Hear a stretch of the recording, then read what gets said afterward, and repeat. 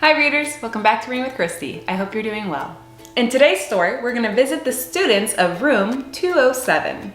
Miss Nelson, their teacher, is missing, and in her place is a surprising guest.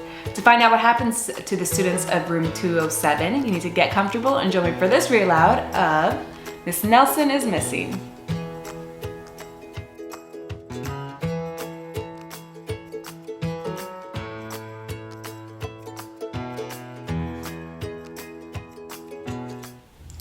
The kids in room 207 were misbehaving again. Spitballs stuck to the ceiling. Paper planes whizzed through the air. They were the worst behaved class in the whole school. "Now settle down," said Miss Nelson in a sweet voice. But the class would not settle down. They whispered and giggled. They squirmed and made faces.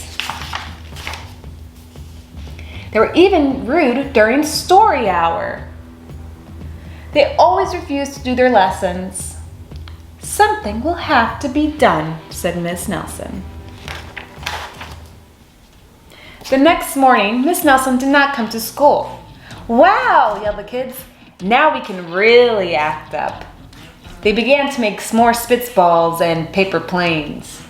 "Today, let's just be terrible," they said. "Not so fast," hissed in an unpleasant voice. A woman in an ugly black dress stood before them. "I am your new teacher, Miss Viola Swamp." And she rapped the desk with her ruler. "Where's Miss Nelson?" asked the kids. "Never mind that," snapped Miss Swamp. "Open those arithmetic books." Miss Nelson's kids did as they were told. They could see that Miss Swamp was a real witch. She meant business. Right away, she put them to work, and she loaded them down with homework. "We'll have no story hour today," said Miss Swamp. "Keep your mouth shut," said Miss Swamp. "Sit perfectly still," said Miss Swamp. "And if you misbehave, you'll be sorry," said Miss Swamp. The kids in room 207 had never worked so hard. Days went by and there were no signs of Miss Nelson. The kids missed Miss Nelson. "Maybe we should try to find her," they said. Some of them went to the police. Detective McSmog was assigned to the case. He listened to their story. He scratched his chin.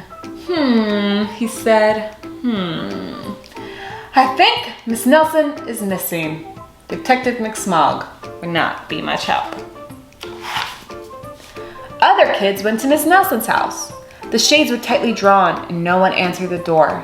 In fact, the only person they did see was the wicked Miss Viola Swamp coming up the street. "If she sees us, she'll give us more homework." They got away just in time. "Maybe something terrible happened to Miss Nelson. Maybe she was gobbled up by a shark," said one of the kids. But that didn't seem likely.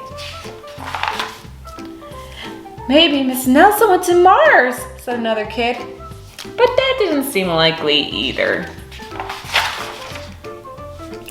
"I know," exclaimed one know-it-all. "Maybe Miss Nelson's car was carried by a swarm of angry butterflies." But that was the least likely of it all. The kids in room 207 became very discouraged. It seemed that Miss Nelson was never coming back, and they would be stuck with Miss Viola Swamp forever. They heard footsteps in the hall. "Here comes the witch," they whispered. "Hello, children," someone said in a sweet voice. It was Miss Nelson. "Did you miss me?" she asked. "We certainly did," cried all the kids. "Where were you?" "That's my little secret," said Miss Nelson. "How about a story hour?" "Oh yes," cried the kids. Miss Nelson noticed that during story hour, no one was rude or silly.